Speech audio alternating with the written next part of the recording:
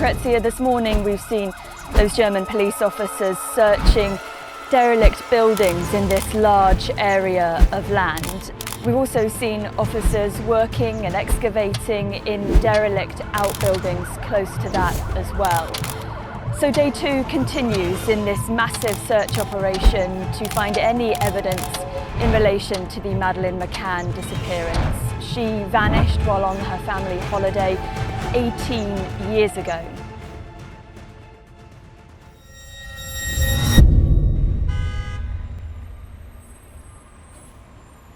"18 years after Madeleine McCann disappeared, investigators returned to Portugal to conduct a new search, this time shifting their focus away from the apartments and resort areas around Praia da Luz and directing it toward an old well hidden among the quiet hills of Atalaia.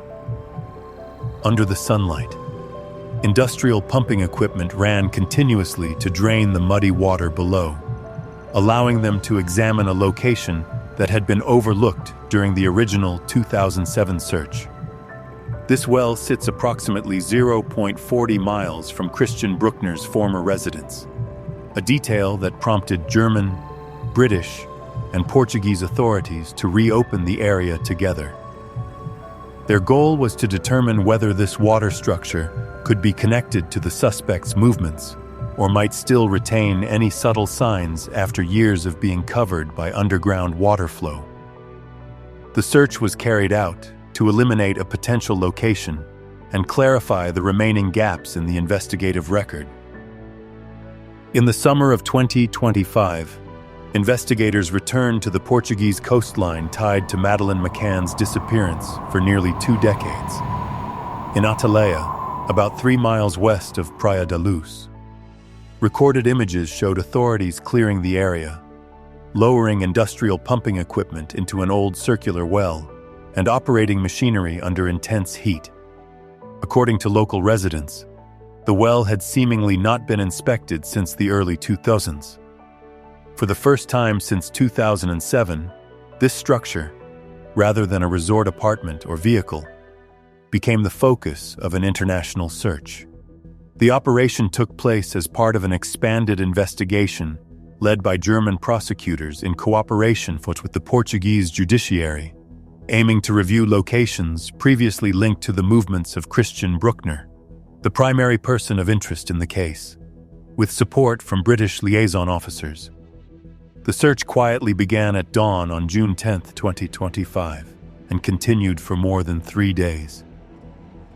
News teams from ITV and AP described search units working methodically, hand-digging, conducting ground-penetrating radar scans, and examining an abandoned farm area within walking distance of the house Brueckner had used in the mid-2000s.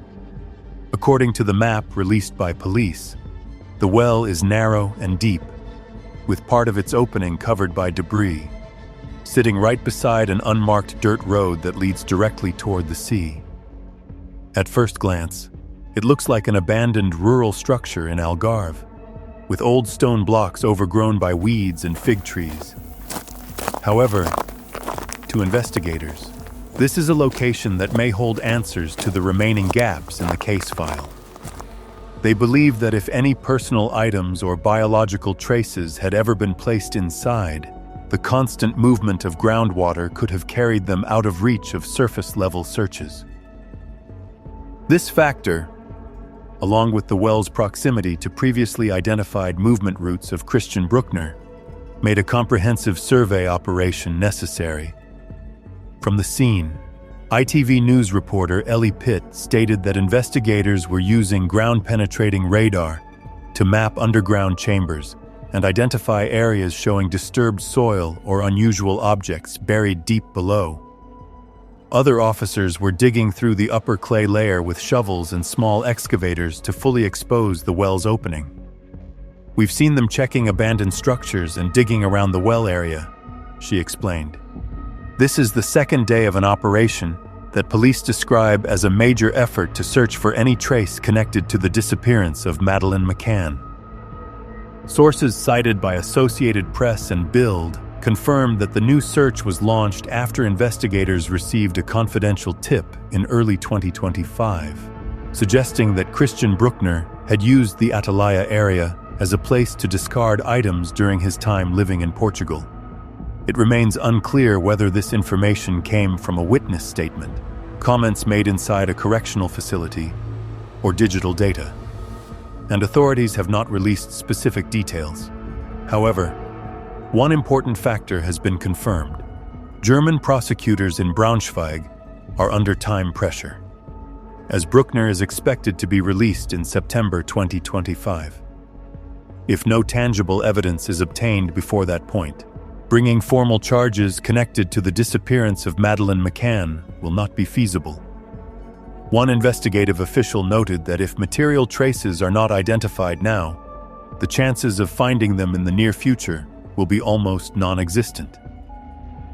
The location of the well, positioned between Christian Brueckner's former residence and a narrow footpath leading down to the shoreline, shows a clear alignment with the pattern of sites previously examined by authorities.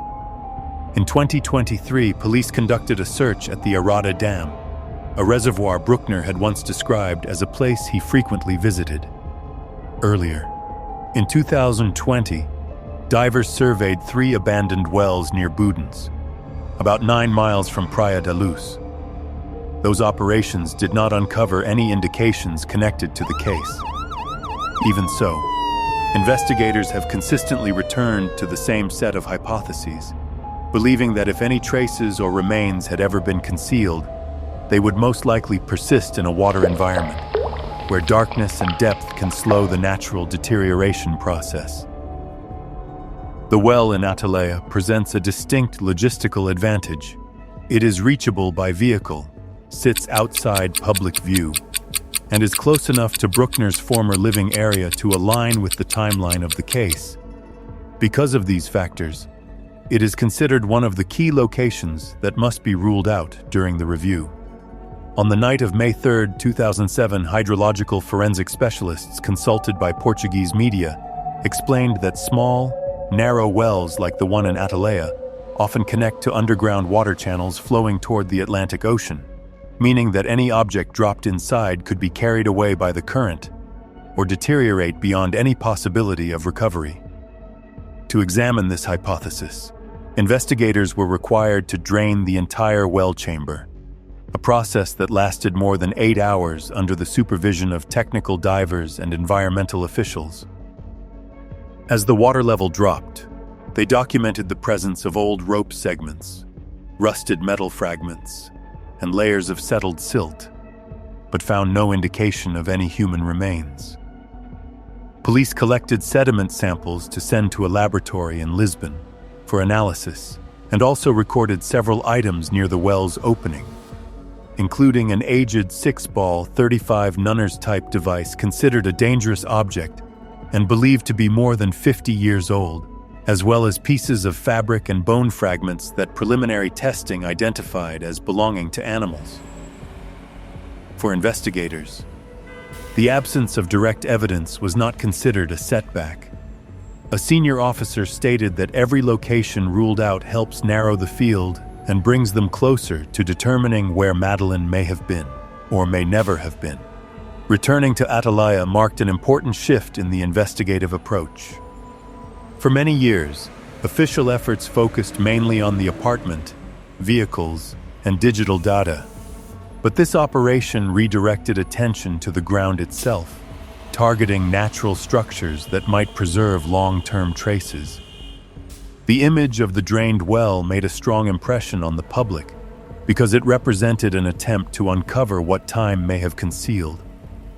Even those who doubted the theory of Christian Brueckner's involvement acknowledged that this was one of the most organized and thoroughly prepared operations since 2007. Investigators explained their decision to concentrate on the Atalaia well as the result of a combination of logical geography, new intelligence, and time pressure linked to the legal process. The well sits within what analysts call a 15-minute handling zone, meaning the distance a driver familiar with the area could cover from the Ocean Club Resort to the remote farmland without drawing attention. Several witness reports from early May 2007 mentioned a white van appearing near Atalaia, matching the type of vehicle Brueckner had previously used. In addition, digital data offered further clues, as phone signals and a number of images recorded at that time indicated that he was present around the surrounding area. None of these elements amount to direct evidence, but the alignment of location, timing, and digital data was enough for investigators to revisit a hypothesis raised many years earlier, that the answer might not lie in surface-level locations, but in the water structures beneath them. From a procedural standpoint, draining the well was considered a necessary expansion, as ground-penetrating radar can only detect irregularities, while emptying the chamber allows for sediment sampling and direct examination of physical material. Portuguese authorities, cautious after years of scrutiny from international media, required every step of the operation to be documented and carried out under the observation of independent monitors. The effort echoes many long-running European cases in which evidence submerged in water, from bone traces to dangerous objects or even vehicles, was recovered decades later. As night fell over Atalaia, the search area grew quiet. The pumps shut down. Hoses were coiled on the dry ground, and investigators stood around the empty well, examining the drained chamber without offering any definitive conclusions. Even without identifiable evidence, the significance of the operation remained symbolic. After 18 years, the case must be examined at levels never previously explored. When asked whether the search had brought them closer to an answer, one investigator said they had obtained the information needed for the assessment process. But whether the findings carry evidentiary value depends on the next stage of analysis. If the well contains nothing, it may indicate either that the site was never connected to the case, or that any traces that once existed have long been carried away by time and flowing water. When investigators reviewed the map of Praia da Luz in 2025, a striking imbalance immediately appeared. In the chaotic weeks after Madeleine McCann disappeared in 2007, search teams concentrated nearly all their resources on the eastern side of the resort. Every path leading to the beach, the storage areas around the Ocean Club, and the scrubland east of the main road were thoroughly swept and carefully documented. In contrast, the western sector, a landscape of low hills and numerous abandoned wells stretching toward Budens, was barely examined. On the original topographic charts, this area appeared only as a blank zone, marked as private farmland and left outside the search perimeter. In newly declassified survey documents, the region is described as a strip of overlooked opportunity, a section that existed in plain sight, yet remained underestimated for 18 years. Updated field lists revealed more than 30 unused wells scattered between Budens and Luz, some hidden behind collapsed stone walls, others situated in abandoned orange groves or near old livestock sheds overgrown with vines. None of these wells had been sealed, recorded, or inspected during the initial search. The cause of this oversight is believed to stem from both logistical challenges and political pressure at the time. British media placed heavy emphasis on theories involving a stranger removing the child from the apartment and transporting her along coastal routes, pushing Portuguese authorities to focus on those possibilities rather than remote agricultural zones. Helicopters, search dogs, and volunteer teams were deployed heavily around the apartment blocks and beach access points, while the western sector became a blind spot, geographically and investigatively, from above. The western area of Praia da Luz appears peaceful, with long stretches of olive fields. Yet that calmness hides a complex geological structure. Beneath the agricultural soil lies an eroded limestone network, intertwined with underground water channels, forming what experts describe as Algarve's natural subterranean river. The abandoned wells in this region are essentially vertical shafts, roughly 60 to 130 feet deep, leading down to groundwater layers that flow continuously toward the Atlantic Ocean. For investigators, this structure presents a major challenge. Any object or biological trace that falls into a well can be shifted by the current, buried in sediment, or swept out to sea in a short period of time. This is also the context behind a once controversial assessment by former investigator Gonçalo Amaral, who led the early phase of the 2007 inquiry. He argued that if traces were concealed in a water environment, search dogs would be unable to detect them because the scent molecules they rely on are typically released into the air and would be trapped by water. Unless organic material seeped into dry soil or rose to the surface, the dogs would have no signal to follow. At the time, this view faced criticism. But as understanding of local hydrology expanded, many specialists concluded that Amaral's description accurately reflected the natural characteristics of the Algarve region, where underground water can erase or distort traces in a very short period.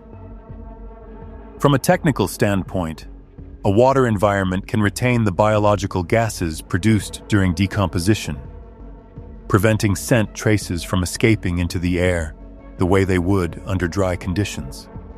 When an enclosed space is flooded, volatile compounds dissolve into the liquid, creating a cool, low-oxygen microclimate that slows bacterial activity significantly. In this state, decomposition can take many years instead of just a few weeks. Forensic specialists refer to this phenomenon as water preservation, a condition in which soft tissue can transform into a wax-like layer surrounding the bones and sometimes even portions of clothing that remain attached. In water, evidence is not only concealed, it is naturally blurred by time. Forensic teams in Portugal documented a similar case in 1998, when a woman who had gone missing in the town of Silves was found 7 years later at the bottom of an abandoned irrigation well. The cold water and layers of accumulated silt slowed decomposition so dramatically that divers were still able to observe strands of hair and some traces of clothing clinging to the rock. This case became a key example of how rural water structures can hide traces for long periods. For those studying the disappearance of Madeleine McCann, this precedent suggests that if any trace had once fallen into a similar water environment, it could have remained beyond the reach of radar technology and search dogs for many years. Viewed in its entirety, the western area of Praia da Luz forms a sparsely visited zone, with the ground sloping gently toward the coastline and small dirt paths leading out to the cliff region. From the mid-1990s to the early 2000s, urban development concentrated on the eastern side, leaving many western farm properties abandoned. Most of the wells in this area were dug in the 1950s, when local residents built them manually and lined them with rough stone. As agricultural activity declined, many wells fell out of use. Some were loosely covered with metal sheets, while others were left completely exposed. Over time, dense vegetation grew around them, concealing these structures from ordinary view and making the area difficult to examine during the initial search operations. Satellite imagery from 2025 shows numerous old wells scattered among the brush in the western area of Praia da Luz, each one capable of concealing small objects that would be difficult to detect with the naked eye. Geologically, most of these wells connect to the same groundwater system running through the Boudens region and flowing out to the sea near Burgos. In 2020, divers surveyed one of the wells and reported that at a depth of about 50 feet, the vertical shaft shifted into a narrow horizontal passage filled with silt, meaning deeper access would require specialized diving equipment. This indicates that most wells in the area still have not been fully examined. Even when pumped, Water from the surrounding soil layers often flows back in quickly, making any attempt to reach the bottom difficult and easily disrupted. The natural environment here almost works against direct access. This understanding forced investigators in 2025 to reconsider the entire Algarve terrain as a complex vertical structure, where every unsealed well could be viewed as a preserved time capsule from 2007 buried underground. Their challenge was not only locating the wells, but also determining how water might move traces between shafts and how mineral content might preserve extremely small biological particles. Some modern forensic advances, such as mass spectrometry techniques, now make it possible to detect human DNA traces in sediment samples that are decades old, giving investigators access to information that was previously out of reach. The search in the western sector of Praia da Luz revealed that this terrain had been underestimated during the early operations. Some local residents recalled that search dogs once reacted near farm roads in this area, but excavation at the time was never carried out thoroughly. Other witnesses reported that in 2007, tourists walking across the fields heard sounds echoing from underground waterholes, raising speculation about a network of hidden wells that had rarely been examined. These scattered accounts contributed to the growing understanding that Western Luz contained many locations that had not been properly surveyed. Geographically, this area stands in contrast to the Ocean Club apartment complex on the eastern side, where search efforts were heavily concentrated during the initial phase. If any physical trace had ever existed, investigators noted that it might lie in the western zone, where limestone terrain and underground water systems make access difficult. For that reason, the 2025 operation focused on this region to examine points previously overlooked. Here, natural factors such as limestone formations, deep vertical shafts, and flowing groundwater can both conceal traces and slow decomposition. The task for investigators was to determine whether those conditions preserved any indication connected to the disappearance. The house on the western edge of Atalaia appears abandoned. Its roof tiles collapsed, its walls cracked, and dry grass spreading across the property. Yet, according to local residents, in the early 2000s the place had been visited regularly. An old small van was seen parked out front on several occasions, and a man accompanied by a large dog appeared at unusual hours. That man was identified as Christian Brueckner. The house sits about 2/3 of a mile from the well that police drained in June 2025. The positioning of the two sites forms a straight line through scrubland leading toward the Atlantic cliffs, indicating that both the well and the house lay within an area Brueckner could easily access during the period he lived there. When ITV News reported on the search operation, correspondent Ellie Pitt quoted an investigating officer who said Brueckner was familiar with this area and once lived very close to it. The remark suggested not only physical proximity, but also that the dirt tracks, old wells, and scattered water tanks across Atalaia were all locations the suspect may have known well long before Madeleine McCann disappeared. Witness statements collected between 2008 and 2017 show that several local residents had seen Christian Brueckner near water structures in the Atalaia area. A property manager recalled that Brueckner repeatedly sat near the reservoir behind an abandoned farm, staring down into the opening for long periods without doing anything in particular. Another witness said that at dusk he often walked his dog around an old water tank and always carried a flashlight, even when there was still daylight. Observations that once seemed ordinary became notable when investigators compared them with the exact coordinates of the well excavated during the 2025 operation. The well sits precisely at the junction of two little-used farm paths, one leading toward the house where Brueckner had once stayed, and the other descending toward the shoreline. The distance between the two locations is only about 0.6 of a mile, roughly a 10-minute walk in daylight. In the nighttime conditions of 2007, with no public lighting or surveillance cameras in the area, that route would have been almost impossible to observe from outside.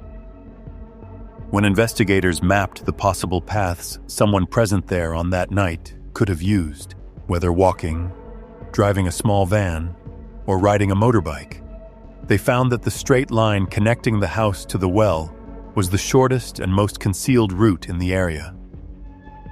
Telecommunications records later helped fill gaps in the timeline. Mobile tower logs from the night of May 3, 2007 showed that Christian Brueckner's phone briefly connected to a cell site covering the Atalaia area. The signal lasted less than 30 minutes, but was enough to place his device within roughly 1.5 miles of the well that was excavated. Although investigators debated the accuracy of the data, since the phone could have connected to a coastal tower or been affected by signal interference, the timing of the connection remained striking. The signal appeared between 9:13 p.m. and 9:38 p.m., coinciding with the period when the McCann family was having dinner at the tapas restaurant and checking on their children at intervals. German prosecutor Hans Christian Walters, who has overseen the case since 2020, noted that the collected information forms a noteworthy set of circumstantial evidence, including digital data, witness statements, and Brueckner's known movement patterns. Even though no tangible evidence has been confirmed, for years, investigators faced skepticism due to the absence of direct physical proof, but overlapping factors increasingly pointed toward this suspect. When the 2025 search operation expanded into the Atalaia region, investigators consolidated those clues and developed a theory they called the water route, focusing on the possibility that the area's water structures played a role in the suspect's movements on the night of the incident. The water route theory outlines a practical movement sequence from the place where Christian Brueckner once lived to the nearest well, and from there into the underground water system that could naturally carry material toward the sea. Unlike leaving traces in open terrain, using water structures offers two critical advantages: extended time and reduced detectability. When biological traces sink underwater, the environment can slow decomposition and limit the release of scent into the air, making conventional tracking far more difficult. Viewed on a map, the route shows just how concealed it is. The dirt road leading from Brueckner's house passes an abandoned cluster of farm sheds before turning toward a waterhole hidden by reeds. From that point, a narrow path slopes down a dry ravine toward the western loose coastline, where eroded terrain and sea mist could blur any signs of movement. Satellite imagery confirms that this dirt road system has existed since May 2007 and has changed very little since, with no public lighting and minimal use. The entire loop covers less than 1 mile, and investigators concluded that someone familiar with the terrain could complete it in about 15 minutes. Investigators believe that Christian Brueckner's cream-colored Volkswagen van could have accessed the well area without drawing attention. The tire marks once visible in the clay surrounding the site have long faded, but several local residents remember seeing the vehicle there. In 2006 and 2007, one witness reported repeatedly hearing an engine idling near the cliffside road very late at night. The overlap between those observations and the location of the Atalaia well is considered a noteworthy detail. Even so, these accounts remain suggestive rather than definitive. No forensic link connects Brueckner to Madeleine, and he continues to deny any involvement. In letters sent from prison to German media, he described the investigation as a baseless pursuit, arguing that prosecutors were trying to build a tragic case without concrete traces. Yet his denials inadvertently highlighted the very terrain factors investigators were examining. He once wrote, "I never buried anything. The ground here is very hard and full of rock. Even if someone tried, they wouldn't be able to dig. To investigators, that statement sounds almost like an indirect acknowledgement that the terrain is unsuitable for concealing anything above ground. If the rocky soil is nearly impossible to dig through, then the water structures in the area become the more plausible option within the working hypothesis. The water route hypothesis was also examined from a behavioral perspective. Observations about Christian Brueckner indicate that he tended to seek isolation and spend time near water sources. Several former acquaintances said he often fished alone for long periods, bathed in reservoirs, and collected rainwater in containers he kept beside his van. When asked about these habits, prosecutor Hans Christian Walters stated that Brueckner understood the water conditions in the area and had used local water sources to survive, adding that it could not be ruled out that he may have used that knowledge in other ways. In a landscape as complex as the Algarve, the line between adapting to the environment and using it to conceal traces can easily blur. Forensic specialists analyzing the area also noted that if any biological traces had ever been present in the well, microparticles, such as residual elements from tissue or textiles, could still survive in the sediment even after many years. This provided the basis for the 2025 excavation, even though the results were not conclusive. While no definitive evidence has been identified, the overall pattern is still considered plausible.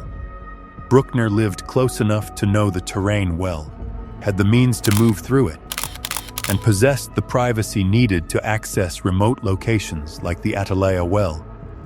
The Atalaia well is now sealed off with police tape, standing as a marker of unresolved questions. When reporters approached the site after the search, they described a scene where the ground had been churned up by heavy equipment and an unusual stillness hung in the air, not far away. The old house once used by Christian Brueckner remained shut, its western wall bearing a long fracture running from the roof to the ground, creating the sense of a boundary between what has been uncovered and what remains hidden. Throughout the case, the terrain has played a central role. The well, the house, and the path to the sea form a natural triangle, a structure that does not rule out the possibility of containing answers to Madeleine McCann's disappearance. An investigator at the scene remarked that if someone wanted to make a person disappear, this area provides all the conditions to do it, referring to the isolation and interconnected natural features surrounding it. Yet behind every hypothesis involving Brueckner lies a broader question. The abandoned wells in Luce existed for generations, long before he ever arrived. They are part of the land's own structure, an environmental feature that could have been used by anyone in the past. This opens another possibility. If Brueckner was not the one who used the well, then who did? And why did the water well theory emerge so early in the investigation, even before he became the primary suspect? In the chaotic summer of 2007, when the disappearance of Madeleine McCann shattered the usual calm of Praia da Luz, police mapped out their search area under intense pressure. Teams spread outward from the Ocean Club apartments toward the beach, focusing on what they identified as the most likely abduction routes. Roads to the east leading toward Lagos were sealed off. Helicopters scanned the coastline for signs of vehicle movement or anything unusual, and search dogs were brought in to examine hotel basements, dune areas, and several nearby rental properties. Yet the western side of the village, where wells, storage tanks, and irrigation pits lay scattered across agricultural land, received almost no attention. These dark, abandoned structures did not fit the prioritized abduction scenario, as media and public pressure pushed police to concentrate on the idea of a stranger entering the apartment and carrying the child away from the resort, rather than considering the possibility that the surrounding terrain itself might have concealed a crucial trace. The decision to prioritize the eastern sector created long-lasting consequences. For weeks, forensic teams focused on filtering soil and drainage systems around the Ocean Club, while the west, where dozens of unsealed wells were scattered, remained completely unexamined. By the time investigators began reconsidering the terrain, public opinion and media attention had shifted toward suspicion of Madeleine's parents, followed by diplomatic tensions between the UK and Portugal, pulling focus away from the western fields. The wells were forgotten amid the noise of the case. In 2014, a group of residents living near the edge of Praia da Luz reported to authorities that they had detected a strange odor coming from an old well near the local golf course. They described the smell as unusual, chemical-like, and noted that animals avoided the spot. Some residents also remembered seeing police presence in that area in 2007, though no official documentation recorded any inspection. Despite the report, no search team was dispatched. The investigator overseeing the reopened case phase was said to have concluded that the odor came from decaying vegetation.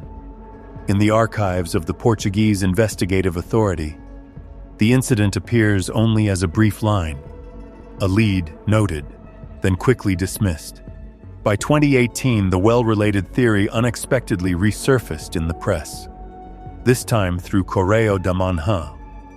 The newspaper published a highly publicized article suggesting that a British couple might have accidentally caused Madeleine's tragic disappearance, possibly through a traffic incident, and then concealed her in a rural well to avoid attention. The claim was met with immediate backlash and skepticism. The German investigative team, which was overseeing the case at the time, stated that they did not consider the lead credible, calling it speculative and unsupported by evidence, and no search operation was launched. The theory gradually faded, dismissed as a sensational story born from a media environment hungry for new angles on a case that had already stretched beyond a decade. By 2020, the investigative direction shifted again. German police publicly identified Christian Brueckner as the primary suspect, and Portuguese divers were sent to 3 abandoned wells near Budens, west of Praia da Luz. Each well, about 100 feet deep, had long been rumored as a possible dumping site.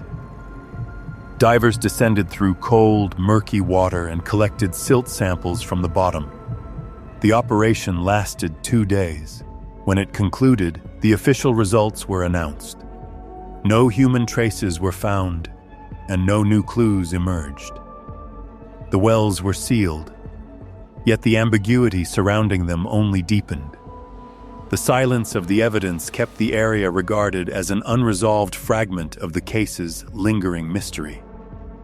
In 2023, the investigation shifted inland to the Arada Dam, a remote reservoir north of Salves where Brueckner had visited many times and referred to as his little paradise. The search was led by German authorities in coordination with Portuguese police.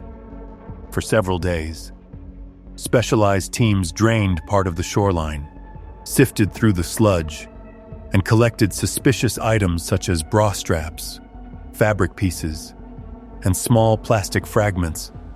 None of the materials, however, were connected to Madeleine's disappearance. When asked why the site had been chosen, a prosecutor explained that archived images from 2006 showed Brueckner appearing in the area multiple times. Even so, the lack of meaningful results gradually left the public exhausted.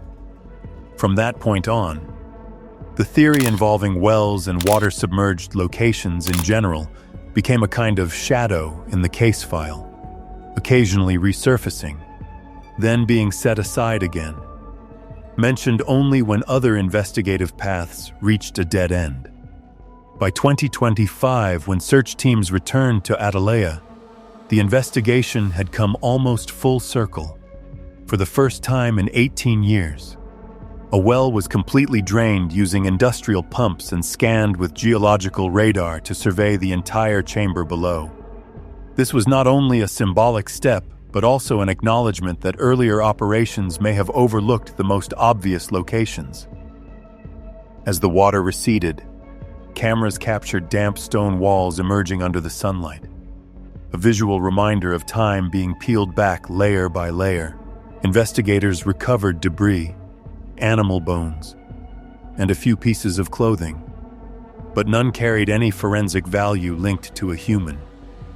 Even so, for many observers, this search felt different, as though authorities were finally confronting the possibility that the terrain itself, rather than a more elaborate scenario, may have concealed the truth all along. The question that followed was, why did it take nearly 2 decades to carry out this step? The answer lies in the practical and psychological barriers surrounding the well theory. Many wells sit on private land or are unmarked, requiring search warrants and specialized teams experienced with hazardous environments. Each operation can cost tens of thousands of euros, and the risk to divers is always significant. Unlike open ground, wells cannot be checked by volunteers or search dogs. They demand specialized equipment, trained personnel, and time, with international pressure constantly shifting investigative focus. Few agencies had the resources to sustain such costly surveys. Beneath the logistical difficulties lay a deeper collective psychological factor, one that helps explain why the line of investigation involving wells remained delayed for so many years. For both the public and investigators, imagining an abduction scenario with concrete, relatable details was far more accessible than considering the possibility that a body might be completely concealed by water. Wells evoke the sense of disturbing a forgotten space, profoundly different from examining apartments or vehicles, which are familiar elements of routine investigation. As a result, for a long period, attention focused primarily on the surface: homes, cars, witnesses, and the routes deemed logical under the initial assumptions. Subsurface locations, especially wells, became overlooked areas both in practice and in thought. When police lowered equipment into the Atalaia well in 2025, the operation marked a return to a starting point that had never been fully approached. Draining the well was not only a search for clues, but also an acknowledgement that critical areas may have been missed for many years. Whether the well contained evidence became secondary to the procedural significance after 18 years.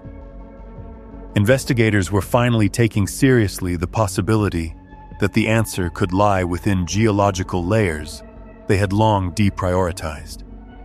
While other investigative paths shifted repeatedly, the underground structures remained silent, forcing authorities to reconsider the entire spatial scope connected to the disappearance. In long-running disappearance investigations, there often comes a moment when geography stops being just a map and starts shaping the very way people approach the truth. For years, the Madeleine McCann case revolved around familiar coordinates, maps, GPS signals, and satellite imagery. Yet behind those data points stood a less tangible but highly significant factor: water. For investigators, water is a physical environment capable of concealing or altering traces, making the search far more challenging. For the public, scenarios involving harmful human actions are easier to imagine than the possibility that evidence may be hidden within an underground environment. This dynamic also influences investigators themselves, because approaching a well is a highly technical task, similar to surveying an enclosed, hard-to-observe space, completely different from checking houses, vehicles, or open areas. This very factor led the process of examining wells to be viewed as a cautious, procedural step, turning the investigation into something that resembled complex terrain management, rather than a straightforward effort to recover clues. For many years, the investigation focused mainly on surface locations such as apartments, vehicles, and identifiable suspects, while the wells around Atalaia remained outside the search perimeter. When authorities first lowered equipment into the Atalaia well, the action marked a return to an important point that had been overlooked both geographically and procedurally. Draining the well was not only a way to gather samples, but also a sign that investigators were acknowledging the possibility that underground areas should have been prioritized from the beginning, whether the well contained evidence or not. Examining it highlighted the long period during which surface-level investigations failed to reach critical parts of the terrain. In long-term disappearance cases, geography often determines the scope of a search. For years, the Madeleine McCann investigation was approached through maps, GPS data, and satellite imagery. Yet alongside these tools, water has always been an environment capable of concealing or altering traces, making the search far more complex than surface locations alone. In every long-running investigation, the line between what is recorded and what can be proven ultimately shapes the pace at which the truth can be approached. The Madeleine McCann case sits exactly on that line, defined by numerous scattered indicators that have never coalesced into a definitive conclusion. Over 18 years, investigators collected physical signals such as unusual odors, biological traces, parking receipts, digital data, and most recently, the emptiness of a drained well. None of these elements can explain the case on their own, but together they point toward a sequence of events that once unfolded and no longer exists on the surface today. The early phase of the investigation was closely tied to search dogs, deployed in August 2007 to inspect apartment 5A at the family's resort. A dog trained to detect decomposition scent alerted at multiple spots inside the apartment and at the luggage compartment of the rental car obtained 3 weeks after the incident. Another dog, trained to identify organic traces, marked similar points. However, because no physical evidence supported these alerts, they gradually fell into a gray area between possibility and assumption, leaving them insufficient as a legal foundation. As time passed, surface clues became increasingly limited until the Atalaia well emerged as a new site of examination. The results of the draining operation did not produce direct evidence, but its silence reflected a broader reality. Certain geological environments may retain information in ways that traditional methods cannot access. This turned the well into a symbol of an unresolved space, a location where the Earth itself offers no answers, yet forces investigators to reconsider the entire search perimeter of nearly 2 decades. The well may not have revealed a clear clue, but for many observers, it marked a closing threshold, a natural limit to what could remain after 18 years, and the final necessary step in confirming that no further physical data could be recovered from this area. 18 years after Madeleine McCann disappeared, the case no longer exists solely in legal files or official reports, but continues to live in public awareness, becoming a long-standing point of debate across multiple platforms. The absence of a clear conclusion has gradually turned the investigation into a process of interpretation, where verified information often becomes mixed with speculation meant to fill the gaps that evidence has not yet addressed.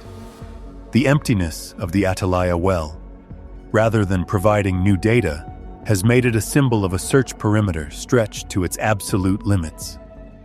The image of the drained well drew attention not only for its technical value, but also because it showed that investigative efforts were still moving forward. Even after nearly 2 decades, in many discussions, the question, "Where is the last remaining place to search?" became central, reflecting the human concern over how someone could vanish without leaving any clear trace.